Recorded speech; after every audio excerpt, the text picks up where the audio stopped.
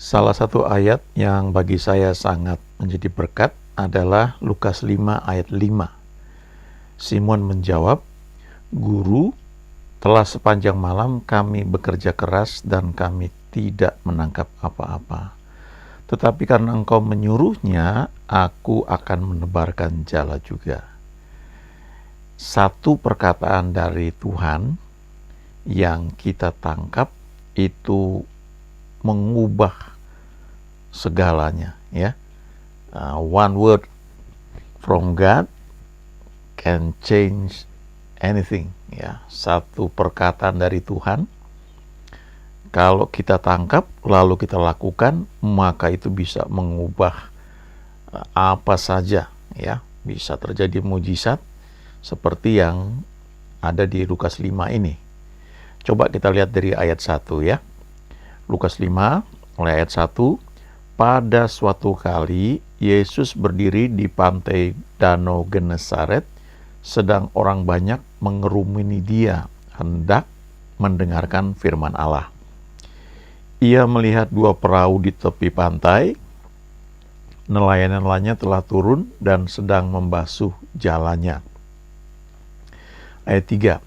Ia naik ke dalam salah satu perahu itu, yaitu perahu Simon, dan menyuruh dia supaya menolakkan perahunya sedikit jauh dari pantai. Lalu ia duduk dan mengajar orang banyak dari atas perahu. Ayat 4.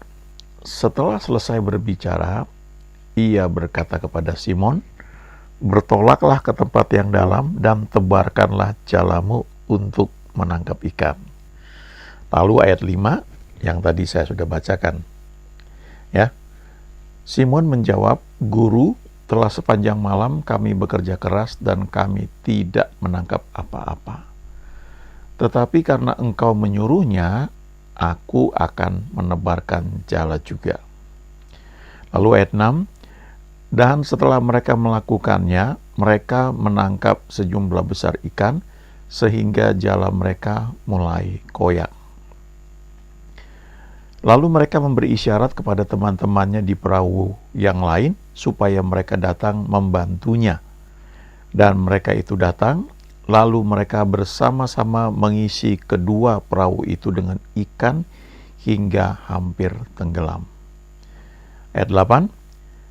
Ketika Simon melihat hal itu, ia pun tersungkur di depan Yesus dan berkata, "Tuhan, pergilah daripadaku, karena aku ini seorang berdosa."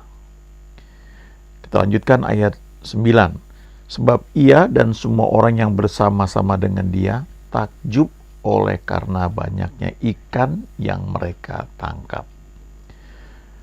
Demikian juga Yakobus dan Yohanes, anak-anak Zebedeus, yang menjadi teman Simon. Kata Yesus kepada Simon, "Jangan takut, mulai dari sekarang engkau akan menjala manusia." Lalu ayat 11. Dan sesudah mereka menghela perahu-perahunya ke darat, mereka pun meninggalkan segala sesuatu lalu mengikut Yesus. Perjumpaan dengan Yesus ini merubah mereka, karena mereka melihat mujizat di depan mata mereka ketika Yesus memerintahkan satu perintah spesifik dan itu dilakukan, ya. Coba kita bahas dari ayat 1 ini, ya. Pada suatu kali Yesus berdiri di pantai Danau Genesaret, sedang orang banyak mengerumuni dia hendak mendengarkan firman Allah. Ini kata kunci yang pertama, yaitu mendengarkan firman Allah. Ada kehausan mau belajar firman. Ini firman secara umum, ya, firman logos.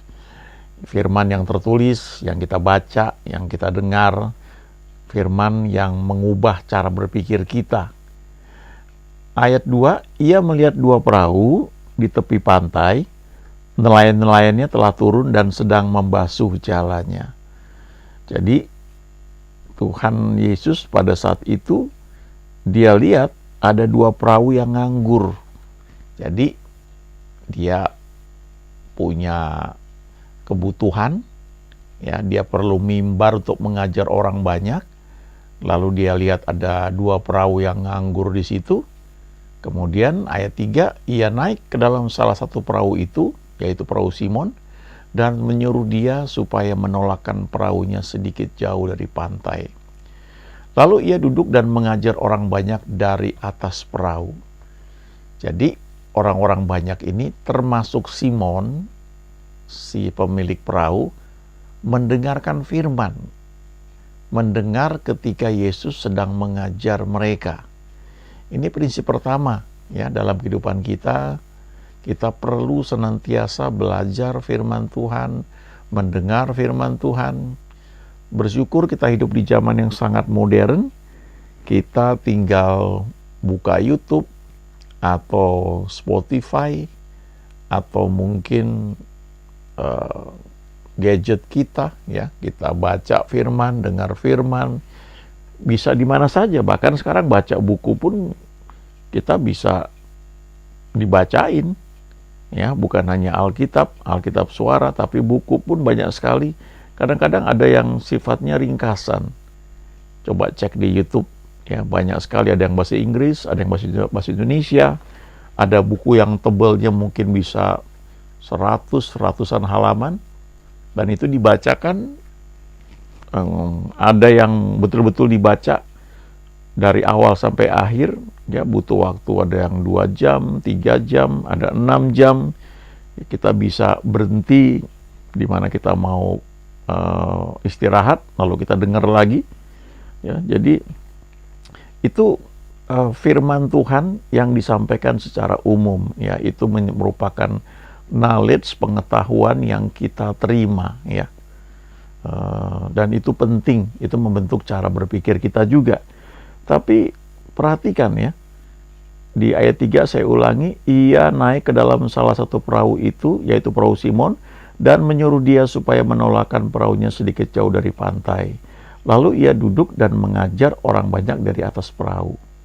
Perhatikan ayat 4, setelah selesai berbicara, setelah selesai menyampaikan firman Tuhan, Yesus berkata kepada Simon, ya spesifik kepada pemilik perahu yang dia pinjam untuk dia gunakan sebagai mimbar untuk menyampaikan firman Tuhan. Dia berkata spesifik kepada Simon, ini yang namanya rema, firman rema buat Simon. Bertolaklah ke tempat yang dalam dan tebarkanlah jalamu untuk menangkap ikan. Rema itu ketika diberikan, maka ada expire date-nya ya. Jadi artinya berlaku saat itu ya. Diperlukan ketaatan untuk melakukannya ya. Dan kadang-kadang ya tidak masuk akal seperti yang dia berikan kepada Simon. Bertolaklah ke tempat yang dalam dan tebarkanlah jalamu untuk menangkap ikan. Ini firman rema. Kita perlu senantiasa bergaul dengan Tuhan dan mendapatkan tuntunan spesifik, mendapatkan rema. Yohanes 14 ayat 21 berkata, barang siapa memegang perintahku dan melakukannya, ya, itu perintah spesifik ya, dialah yang mengasihi aku. Dan barang siapa mengasihi aku, ia akan dikasihi oleh Bapa-Ku, dan aku pun akan mengasihi dia dan akan menyatakan diriku kepadanya. Jadi ada firman logos secara umum, ada firman spesifik rema ya kepada kita. Lalu perhatikan coba tanggapan Simon di ayat 5. Simon menjawab, guru, telah sepanjang malam kami bekerja keras dan kami tidak menangkap apa-apa. Nah ini logikanya bekerja. Ya, ini wajar sekali, sangat manusiawi. Tetapi karena engkau menyuruhnya, aku akan menebarkan jala juga. Ini menarik sekali ya. Jadi Simon ini bilang, Tuhan, secara logika ini nggak masuk akal. Ini bukan saatnya untuk mencari ikan. Dan kami sudah semalaman kerja keras, nggak ada hasilnya. Tapi karena ini perintah daripadamu, ini firman rema yang aku terima, aku mau lakukan. Walaupun mungkin belum tentu ada hasilnya. Ya, jadi Simon ini taat tapi sebenarnya setengah hati ya, karena konflik antara mau nurut dengan logikanya yang bekerja. Tapi dikatakan di ayat 6, dan setelah mereka melakukannya, yaitu bertolak ke tempat yang dalam dan menebarkan jala, mereka menangkap sejumlah besar ikan sehingga jala mereka mulai koyak. Nah, ini pelajaran sangat penting ya. Kalau kita perhatikan dari ayat 1 tadi, ada kebutuhan Yesus mau mengajarkan firman Tuhan kepada banyak orang, lalu dia cari wadah yang tersedia. Waktu itu adalah perahunya Simon dan dia pinjam. Nah, kita mesti belajar jeli ya, melihat ketika Tuhan itu sedang bekerja, lalu dia butuh sarana. Ya, dia butuh rumah kita, dia butuh talenta kita, dia butuh suara kita, dia butuh mobil kita, dia butuh uang kita yang dia pinjam cuma sebentar saja, tapi kemudian dia kembalikan dengan upah yang berlipat kali ganda.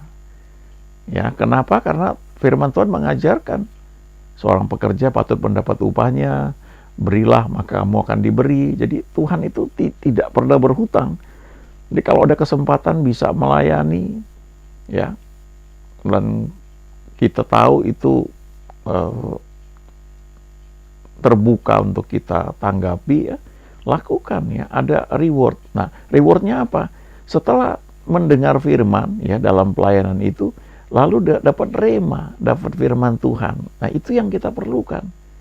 Nah, Simon ini karena dia konflik antara logika dengan mau nurut Tuhan, makanya dia melakukannya setengah hati. Sebenarnya dalam bahasa Inggrisnya itu perintah Tuhan adalah tebarkanlah jala-jalamu, ya. Banyak jala. Tapi karena Simon ini logikanya bekerja, jadi dia bilang, karena engkau menyuruhnya, aku akan menebarkan satu jala, ya. Kalau banyak-banyak, semalaman kerja keras nggak ada hasilnya, ya udah satu aja lah. Nah, itu sebabnya jalanya koyak, ya. Karena sebenarnya perintahnya adalah banyak jala, tapi cuma dilakukan satu saja. Jadi jalannya mulai koyak. Lalu ayat 7, mereka memberi isyarat kepada teman-temannya di perahu yang lain supaya datang membantu, dan mereka datang lalu bersama-sama mengisi kedua perahu itu. Perahu yang tadi di tepi pantai itu yang nganggur, nggak ada hasilnya setelah semalaman kerja keras, ternyata sekarang perahunya ini penuh diisi dengan ikan sampai hampir tenggelam. Dan Simon begitu takjub sampai dia tersungkur di depan Yesus dan berkata, Tuhan, pergilah daripadaku, karena aku ini seorang berdosa. Saya kalau baca bagian ini terus terang ya, sangat-sangat diberkati ya. Bagaimana Tuhan mau pakai kita orang yang berdosa, kita cuma nurut saja. Ketika dia sampaikan sesuatu, lakukan. Karena bisa, ya, asalkan kita nggak mager, nggak malas gerak, itu bisa. Ketika Tuhan perintahkan Simon untuk bertolak ke tempat yang dalam, itu bisa. Cuma logikanya aja mungkin yang bekerja melawan hal tersebut. Tapi bisa dilakukan. Jadi kalau Tuhan taruh di hati kita, ayo doa tiap pagi, ya, lakukan dengan setia. Ayo bangun pagi.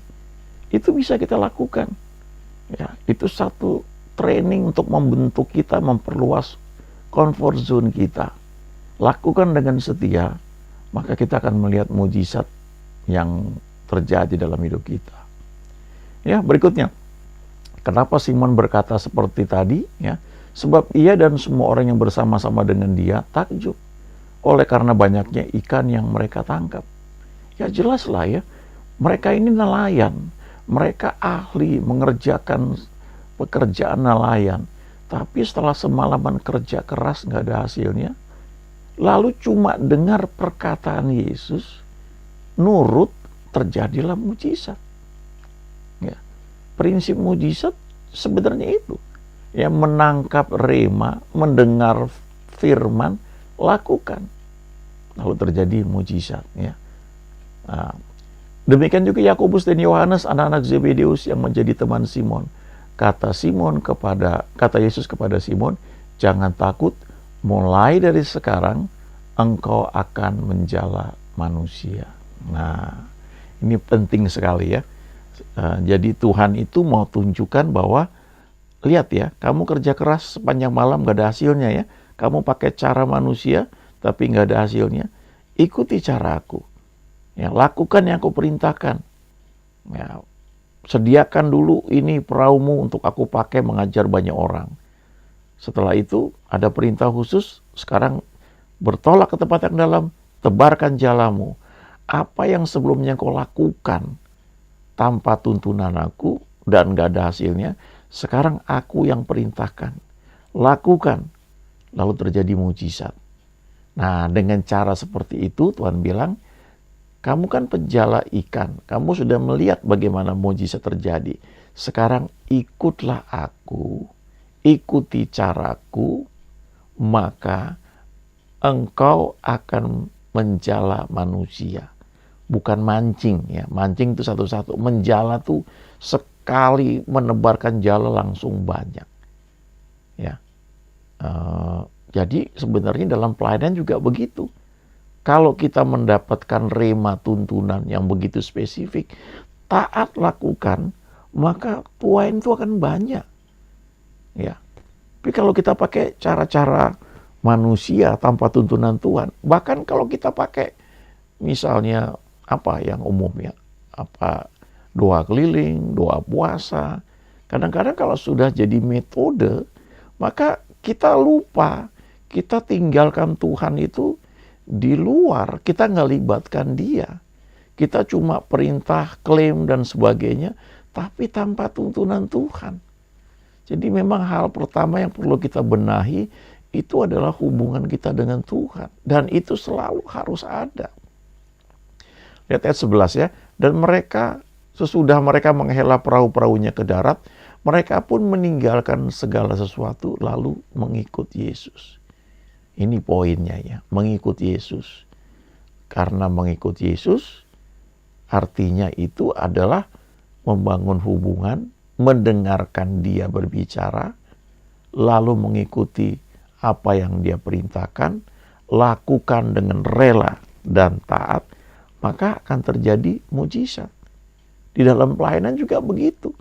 Kalau kita cukup waktu menyediakan diri kita ini untuk menangkap tuntunan Tuhan, maka apa yang kita kerjakan secara fisik itu mungkin jadi nggak terlalu banyak karena kita menghemat tenaga. Ada hal-hal yang nggak perlu kita lakukan. Sama seperti Simon dan teman-temannya ini, mereka awalnya mencari ikan semalaman nggak ada hasilnya. Tapi setelah mereka dengar firman Tuhan, mereka bersekutu dengan Tuhan, lalu ada perintah spesifik dan dilakukan dalam ketaatan, maka terjadi mujizat. Ya. Ini bisa bicara dalam pekerjaan kita, dalam pelayanan, dalam bisnis. Coba bangun hubungan pribadi dengan Tuhan. Ya, walaupun belum ada firman yang spesifik, yang rema, ayo buka hati, dengar firman, izinkan cara berpikir kita itu diubah sehingga kita punya kerangka berpikir, kita punya mindset itu disesuaikan dengan firman Tuhan. Nanti Roh Kudus akan ngajarin itu buat kita. Lalu kita menunggu dia memberikan firman yang spesifik buat kita. Dia berikan kita rema. Itu sebabnya di Matius 4 ayat 4 dikatakan, Yesus menjawab, ada tertulis, manusia hidup bukan dari roti saja, tetapi dari setiap firman yang keluar dari mulut Allah. Kalau setiap pagi misalnya, kita sekarang mendengar ya, ini firman diberitakan, itu menolong kita untuk memahami apa yang ada di Alkitab. Lewat berbagai macam pengalaman berbagai hamba Tuhan, kita mendengar ya, kita diperkaya bagaimana firman itu aplikasinya di zaman sekarang. Bagaimana orang mendapatkan jawaban doa, bagaimana orang ditolong Tuhan. Tapi sementara itu ada rema secara pribadi yang Tuhan bicara pada kita. Nah, itu makanan kita. Dan kalau kita lakukan dengan kerelaan dan taat, mujizat akan terjadi. Ya, gak ada yang mustahil bagi orang percaya. Haleluya. Amin.